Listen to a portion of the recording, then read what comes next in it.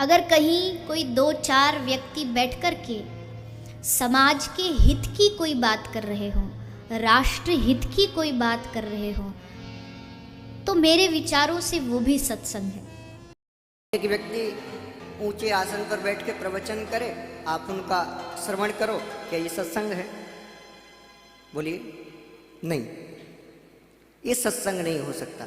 ये कथा हो सकती है, ये वार्ता हो सकती है, ये विचार विमष्टि हो सकती है, ये प्रवचन हो सकता है, सत्संग बिल्कुल नहीं हो सकता। सत्संग का अर्थ ही क्या है? सत्संग का मतलब ये नहीं कि आप कहानियां सुनकर आ रहे हैं। सत्संग का अर्थ ये नहीं है कि आपने कथाएं कितनी रोमांचक सुनी है। सत्संग का अर्थ है कि आपको अपने भीतर का ज्ञान हुआ।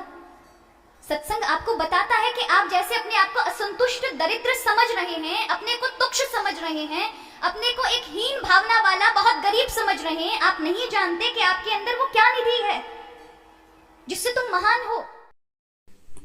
आध्यात्मिक ज्ञान चर्चा के मैदान में आप सभी का स्वागत है। आज हम आप सभी के लिए एक नहीं, दो नहीं, पूरे 8 आध्यात्मिक धर्म गुरुओं को लेकर आए हैं इस वीडियो में। आज का टॉपिक है सत्संग का अर्थ क्या है। आध्यात्मिक ज्ञान के इस मैदान में आज हम 8 धर्म गुरुओं के अलग अलग विचारों को जानेंगे। दर्शकों, जैसा कि आप सभी जानते हैं कि पूर्ण परमात्मा एक ही है। सभी कहते हैं कि भगवान तो एक ही है, तो उसका पाने का रास्ता ही एक ही होना चाहिए। लेकिन यहाँ पर 8 धर्म गुरुओं में से 8 के अलग अलग विचार हैं। किसी का भी ज्ञान किसी से मेल नहीं खाता। यहाँ पर सब अपना अपना अलग अलग ज्ञान बता रहे हैं। ऐसा क्यों है? ये फैसला आपके हाथ में है। कौन सही बता रहा है, कौन गलत, यह आपको निर्णय करना है। आइए अब जानते हैं श्री देवी चित्रलेखा जी के आध्यात्मिक विचार। सत्संग का वास्तविक अर्थ क्या होता है? सत्संग माने सत्य का संग, सद का संग करना, अच्छों का संग करना, अच्छी बातों का संग करना, किसी भक्त वैष्णव का संग करना, किसी महापुरुष, किसी संत, किसी गुरु का संग करना, यही वास्तविक सत्संग है। अगर कहीं कोई दो चार व्यक्ति बैठ कर के समाज के हित की कोई बात कर रहे हों, राष्ट्र हित की कोई बात कर रहे हों, तो मेरे विचारों से वो भी सत्संग है। अभी आपने सुने श्री देवी चित्रलेखा जी के आध्यात्मिक विचार, सत्संग का वास्तविक अर्थ क्या है। इन्होंने तो यहाँ तक भी बताया है कि सत्संग किसी राष्ट्र हित या समाज हित के लिए कोई चर्चा हो रही है, वो भी सत्संग है। आइए अब जानते हैं श्री कृष्ण प्रिया जी महाराज के विचार। सत्संग का अर्थ ही क्या है? सत्संग का मतलब ये नहीं कि आप कहानियां सुनकर आ रहे हैं। सत्संग का अर्थ ये नहीं है कि आपने कथाएं कितनी रोमांचक सुनी है। सत्संग का अर्थ है कि आपको अपने भीतर का ज्ञान हुआ। सत्संग आपको बताता है कि आप जैसे अपने आप को असंतुष्ट, दरिद्र समझ रहे हैं, अपने को तुच्छ समझ रहे हैं, अपने को एक हीन भावना वाला, बहुत गरीब समझ रहे हैं, आप नहीं जानते कि आपके अंदर वो क्या निधि है जिससे तुम महान हो। अभी आपने सुने श्री कृष्ण प्रिया जी के विचार। आइए अब जानते हैं श्री हितेंद्र कृष्णा जी महाराज के विचार। सत्संग का अर्थ क्या है? एक व्यक्ति ऊंचे आसन पर बैठ के प्रवचन करे, आप उनका श्रवण करो, क्या ये सत्संग है? बोलिए नहीं, ये सत्संग नहीं हो सकता। ये कथा हो सकती है, ये वार्ता हो सकती है, ये विचार विमष्टि हो सकती है, ये प्रवचन हो सकता है, सत्संग बिल्कुल नहीं हो सकता। तो सत्संग क्या है? अच्छा, सत्संग शब्द को जरा हम ध्यान से देखें तो इसका संधि विच्छेद करो। पहला सत, दूसरा संग। और मैंने आपको कल बताया था सत्य का क्या अर्थ है? सत्य। तो सत्संग का अर्थ हुआ सत्य का संग। अब सत्य कौन है? कौन है सत्य? परमात्मा। ये तो थे श्री हितेंद्र कृष्णा जी महाराज के विचार। यहाँ पर श्री हितेंद्र कृष्णा जी महाराज ने देवी चित्रलेखा जी के विचारों को गलत सिद्ध किया है। यहाँ पर चित्रलेखा जी ने कहा था कि देश हित या समाज हित के लिए जो बातें होती हैं वो भी सत्संग है, लेकिन यहाँ पर श्री कृष्ण हितेंद्र जी ने तो यहाँ पर अलग ही बताया है। आइए अब जानते हैं स्वामी शैलेंद्र शास्त्री जी महाराज के आध्यात्मिक विचार। सत्संग का अर्थ क्या है? महत्वपूर्ण सवाल है, सत्संग क्या है। हमारे पूर्वज ऋषियों ने सत्य की जो परिभाषा की है वो स्वप्न के कंट्रास्ट में है, अगेंस्ट में है। स्वप्न का अर्थ है वह जो पहले नहीं था, फिर अचानक प्रकट हो गया और फिर अचानक गायब हो जाएगा। सुबह आपकी नींद टूटती है, आप कहते हैं अरे मैं फला फला सपना देख रहा था, ऐसी ऐसी कहानी चल रही थी। जब आप सोने गए थे वो कहानी नहीं थी, फिर अचानक प्रकट हो गई, एक फिल्म जैसी चली और नींद खुलते ही अचानक विलीन हो गई। पहले भी नहीं, बाद में भी नहीं, बीच में केवल आभास मात्र ही है वह। इसको हम कहते हैं स्वप्न। इसके ठीक अगेंस्ट है सत्य, जो पहले भी था, आज भी है और सदा सदा रहेगा। सत्य यानी शाश्वत, सत्य यानी सनातन और स्वप्न यानी क्षणभंगुर। अब इस परिभाषा के मुताबिक सत्संग का अर्थ है अपने भीतर के साक्षी चैतन्य के संग होना, क्योंकि केवल वह दृष्टा सत्य है। दृश्य जो कुछ भी है, चाहे वह बाह्य जगत की घटनाएं हो, चाहे अपने शरीर पर हो रही क्रियाएं या मानसिक क्रियाएं, विचार, कल्पना, स्मृति अथवा भावनाएं, ये सभी परिवर्तनशील हैं। पहले नहीं थी, फिर अचानक हो गई, फिर अचानक गायब हो जाएंगी।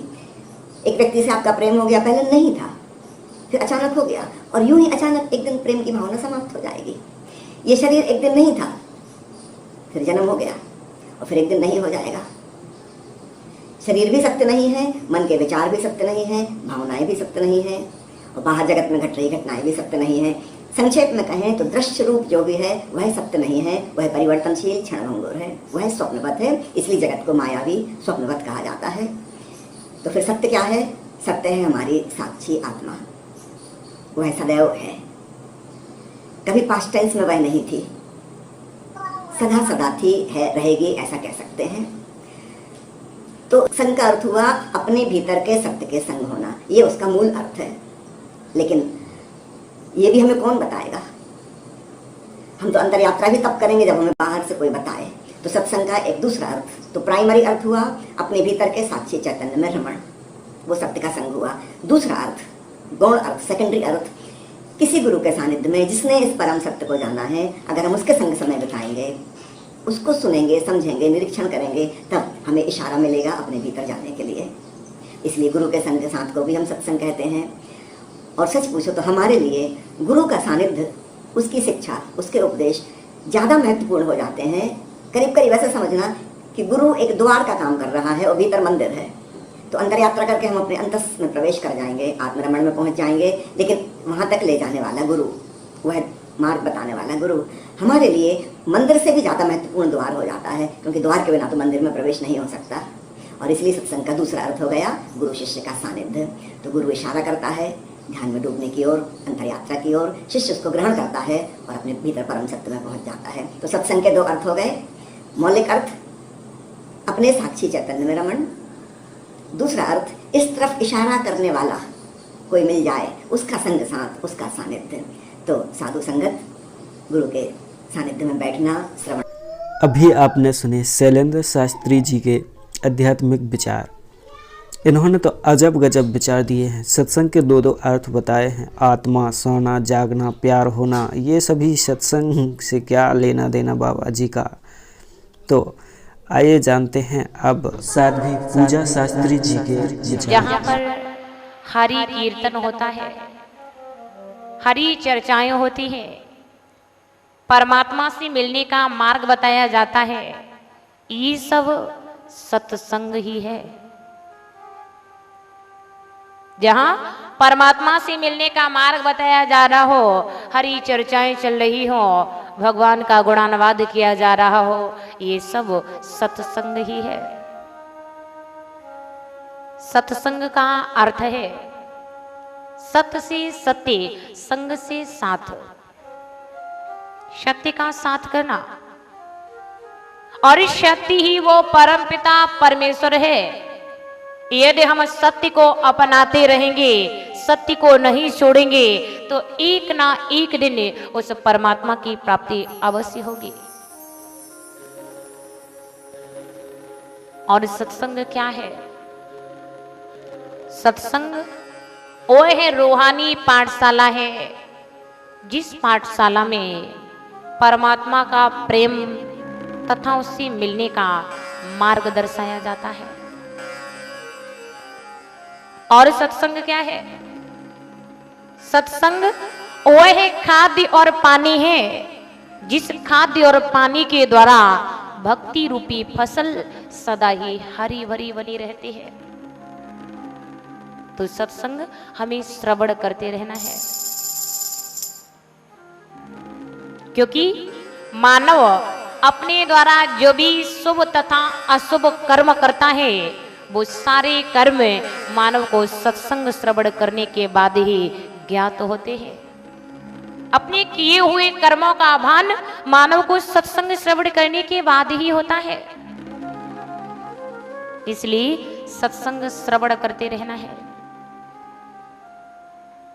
सत्संग भी जब इस मानव के ऊपर उस परम पिता परमेश्वर की बड़ी कृपा होती है, तभी इस मानव को सुनने के लिए मिलता है, तभी सत्संग प्राप्त होता है।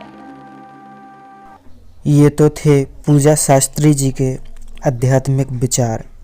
इनके विचारों में कुछ दम थी। आइए अब जानते हैं देवी महेश्वरी जी के विचार। इनका क्या कहना है सत्संग के बारे में। सत्संग का अर्थ है कि सत्य के सानिध्य में बैठेंगे, और सत्य का सानिध्य, सत्य हमारी श्रीमद् भागवत की कथा है, सत्य हमारी रामचरितमानस की कथा है। ये किसी पुस्तक के सानिध्य में आप नहीं बैठे हो। अभी आपने सुने देवी महेश्वरी जी के विचार। आइए अब जानते हैं कथावाचक महाराज देवकी नंदन ठाकुर जी के आध्यात्मिक विचार।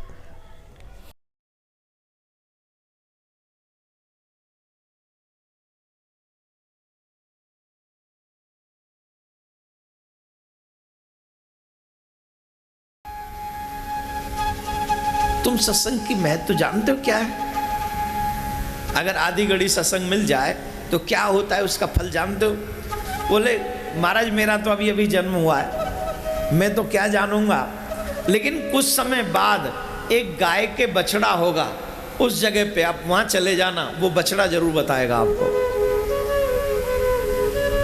इतना कहा और वो सुख का बच्चा समाप्त। फिर पहुंचे उसी टाइम पे, पूछा उसे, वहां देखा उस समय पे पहुंचे तो वो गाय को बछड़ा हुआ। उस बछड़े से पूछा भाई एक बात पूछनी है। बोले जी आज्ञा करें।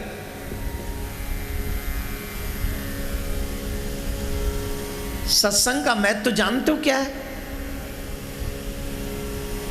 कुछ बता सकते हो सत्संग का महत्व क्या है? बोले महाराज मेरा तो अभी अभी जन्म हुआ है, मैं भला क्या बता सकता हूँ, लेकिन हाँ आपको एक उपाय बताता हूँ। यहाँ से कुछ दूरी पर एक गांव है, उसमें ब्राह्मण कुल श्रेष्ठ कुल है, उसमें कुछ समय बाद एक बच्चा जन्म लेगा, उस बच्चे से पूछना, वो बच्चा जरूर बता देगा। देवर्षि नारद वहां पहुंचे और बछड़े ने जब इतना कहा तो वो भी समाप्त। अब उस ब्राह्मण के पास में गए, और जब उस ब्राह्मण के पास में गए तो वहां जाके देखा एक बच्चे का जन्म हुआ है। देवर्षि नारद ने उस बच्चे से पूछा भाई तुम्हें सत्संग का महत्व मालूम है क्या? दोनों हाथ जोड़ के बोले क्या जानना चाहते हैं आप? बोले मैं जानना चाहता हूं अगर एक घड़ी सत्संग कोई करे तो उसका फल क्या मिलता है?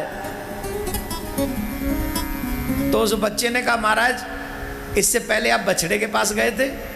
बोले हाँ। उससे पहले आप एक सुख के बच्चे के पास गए थे? बोले हाँ। उससे पहले आप कीचड़ के कीड़े के पास गए थे? बोले हाँ। जानते हो वो सब कौन था? बोले कौन? बोले वो मैं ही था। जब आपने मुझ जैसे, जब मैं कीचड़ का कीड़ा था तो जब आपका दर्शन मुझे वहां हुआ तो उसका फल मुझे कीचड़ के कीड़े से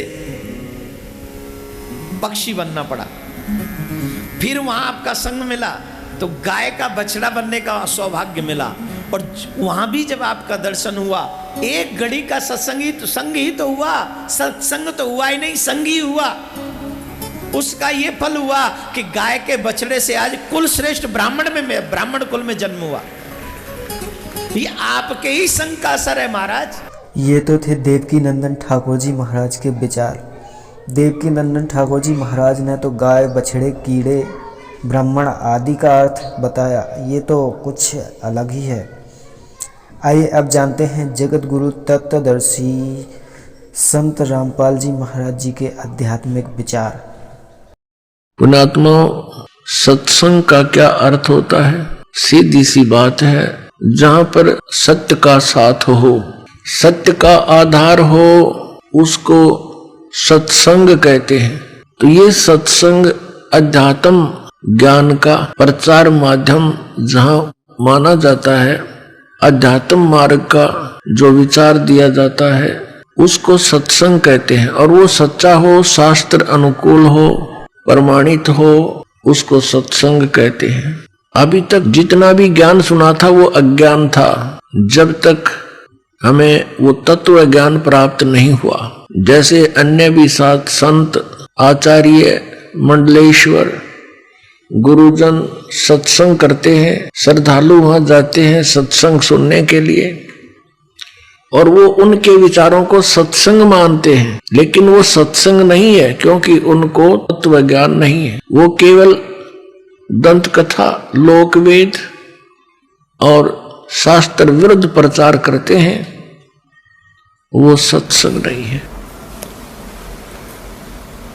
सत्संग का अर्थ होता है जिसके अंदर यथार्थ आध्यात्मिक ज्ञान बताया जावे और उसके अतिरिक्त कहीं पर भी सत्संग के नाम से कोई चर्चाएं होती हैं, जो यथार्थ ज्ञान नहीं होता, तत्व ज्ञान नहीं होता, तो वो सत्संग नहीं होता। तो सबसे पहले तो मनुष्य जीवन प्राप्त होना ही बहुत ही दुर्लभ बताया। मनुष्य जीवन प्राप्त करके फिर सत्संग का मिलना उससे भी दुर्लभ है। और आज आपको वो दोनों ही सुलभ हैं। तो पुण्यात्माओं, आपकी पूर्व जन्म की जो किस्मत है, संस्कार है, वो दिव्य हैं, अलौकिक हैं, अथाह हैं। सूक्ष्म वेद में बताया है कि लख बर सूरा जो जही, लख बर सावत दे, लख बर यति जहान में तब सतगुरु शरणा ले। जो इतने पुण्यकर्मी प्राणी रहे हों कभी युग युगांतरों में, लाख बार शूरवीर रहे हों, लाख बार यति रहे हों,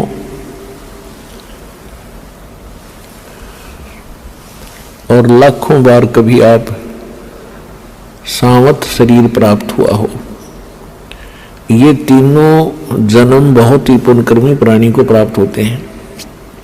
और वो लाखों बार प्राप्त होने तब ये सतगुरु मिलते हैं, परमात्मा शरण में लेते हैं।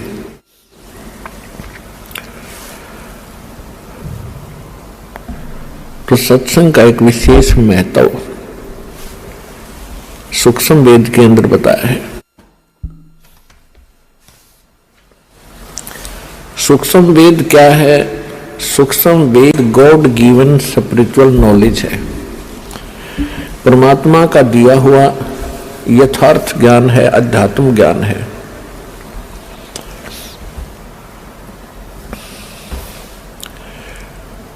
और वो ज्ञान प्राप्त ही करके हम परमात्मा प्राप्ति कर सकते हैं, अन्यथा और उसका कोई विकल्प नहीं है। पुण्यात्माओं, जब तक हम सत्संग में नहीं आते हैं, हमें सत्संग प्राप्त नहीं होता है, तब तक हम चाहे कितने ही धनी हों, कितने ही हम उच्च पोस्ट प्राप्त हो,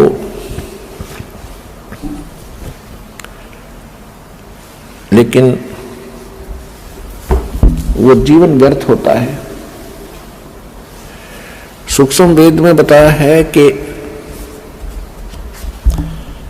बिन उपदेश अचंभ है, क्यों जीवित है प्राण,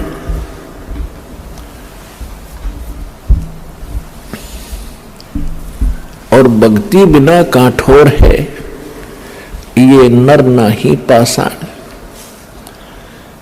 क्या बताते हैं कि जो व्यक्ति परमात्मा की साधना नहीं करते, हमें बहुत आश्चर्य है कि वो किस आधार से जी रहे हैं, किसको आधार मानकर संसार में रह रहे हैं। यदि हम अपने परिवार को अपना मानते हैं, ये अपना नहीं है। यदि हम संपत्ति को अपना मानते हैं तो संपत्ति अपनी नहीं है, क्योंकि मृत्यु होने के उपरांत ये हमारे साथ नहीं जाती।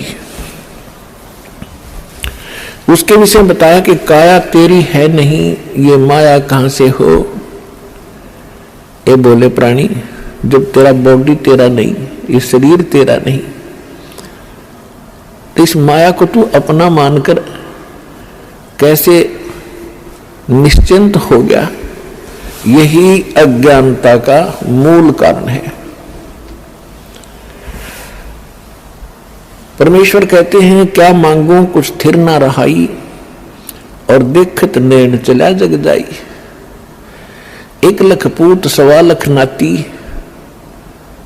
उस रावण का आज कोई दीवा न बाती। जब आपको इस लोक की, इस स्थान की कंप्लीट संपूर्ण जानकारी होगी कि यू है क्या, यहां क्यों हम पैदा हो रहे हैं, और पैदा हो गए तो मर क्यों रहे हैं। अभी आपने सुने जगत गुरु तत्वदर्शी संत रामपाल जी महाराज जी के आध्यात्मिक विचार। इन्होंने बताया है कि सत्संग शास्त्र अनुकूल होना चाहिए, आध्यात्मिक मार्ग का होना चाहिए, वही सत्संग है जिसमें परमात्मा प्राप्ति का ज्ञान हो। लोक वेद दंत कथाएं शास्त्र अनुकूल नहीं है, वह सत्संग नहीं है। इसलिए संत रामपाल जी महाराज ने प्रमाणित ज्ञान दिया है, वह हमारे वेदों शास्त्रों से प्रमाणित है। आपको किस आध्यात्मिक गुरु के विचार अच्छे लगे कमेंट बॉक्स में ज़रूर बताइएगा। वीडियो को लाइक करना बिल्कुल मत भूलिए और चैनल को सब्सक्राइब करना भी बिल्कुल मत भूलिए और लोगों तक शेयर कीजिए। धन्यवाद।